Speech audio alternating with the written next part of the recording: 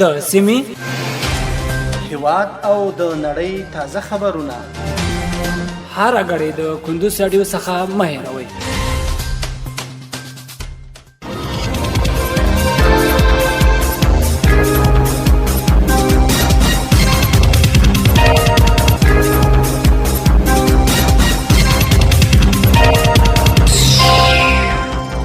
سلامونه د کندوز رادیو درنو اوریدونکو ستړي مشئ په ماړم د کندوز رادیو څخه د دې سات تازه او مهم وروستي خبرونه ته نن یک شنبه د سوریا د غوی د میاشتې د شتمه د 2023 میلادي کال د مې د میاشتې 19 منټې سره سمون لري.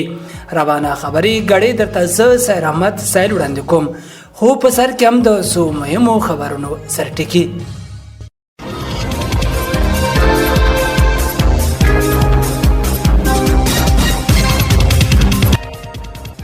نن د هیواد په 14 ولایتونو کې د باران او سیلابونو راوتلو اټکل شوی.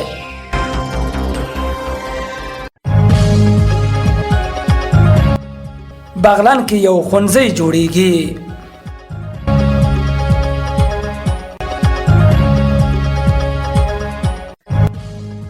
په بلخ کې د سباند 15 میلیون افغانۍ په لګښت د المهتدون په نوم یو دارالعلوم جوړ شو.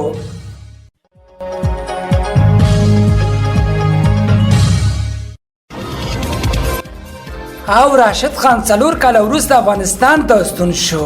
اوس هم بشپړ خبرونه. نن د هیواد په 14 ولایتونو کې د باران او سیلابونو راوتلو اټکل شوی. د ترانسپورت او هوایي چلند وزارت د هوا پیژندنې ریاست غوي میاشتې په 18 نیټه د هیواد په 14 ولایتونو کې د ورښت تیز بادونو او سیلابونو راوتلو اټکل کړی دی. یاد وزارت په یو خبر پاڼه کې ویل چې بدخشان، تخار، بغلان، پنشیر، نورستان، کونړ، کاپیسا، پروان، بامیان، جوزجان، فاریاب، سمنګان، غور، بادغیس، هرات او فراه ولایتونو کې د سالنګونو په ګډون د باران او سیلابونو راوتلو اټکل شوی دی.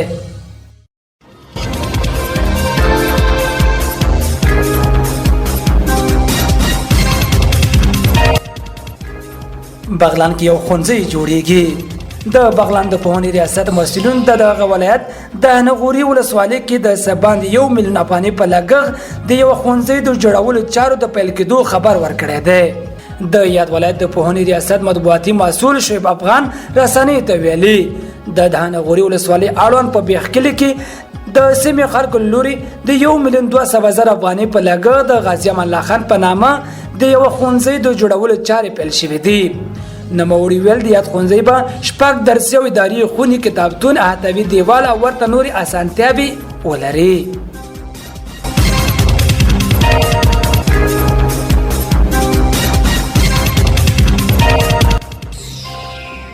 په بلخ کې د سباند 15 میلیون افغانۍ په لګښت د المهتدون په نوم یو دارالعلوم جوړ شو.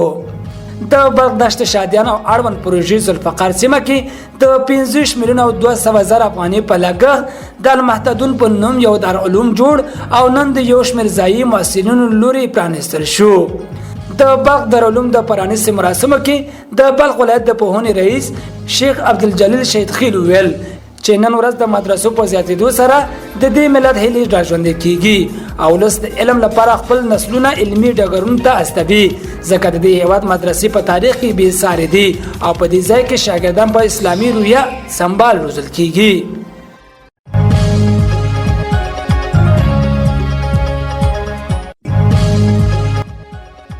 او راشد خان 4 کال وروسته افغانستان ته ستون شو. د افغانستان کرکټ ملي لوبډلې لوبغاړی راشد خان 4 کال وروسته افغانستان ته ستون شو. د افغانستان کرکټ بورډ وایي چې راشد خان چې 1300 کلونو کې د بوخت مهالویش لامل نو توانیدل چې هیواد ته راشي. پرون سهار کابل ته راورسید او د افغانستان کرکټ بورډ عمومي رئیس او اجرایي رئیس لوري ورته کابل نړیوال هوایي ډګر کې خیرلاس ویل شو او کرکټ بورډ ته د یو لړ مراسم په لړ کې بدرګه شو. راشد خان د نړۍ په بیلابیلو لیګونو کې لوبیږي چې وروسته د هند غوره لیګ سیالي وي چې د دې لوبډلې له مخکې تګ څخه پاتې شوه.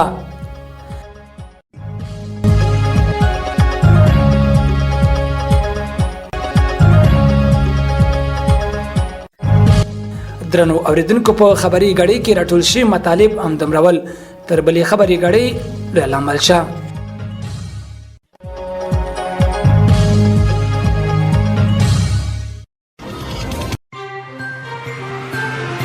د سیمې، هیواد او د نړۍ تازه خبرونه هر غړي د کندوز رادیو څخه مه هېروئ.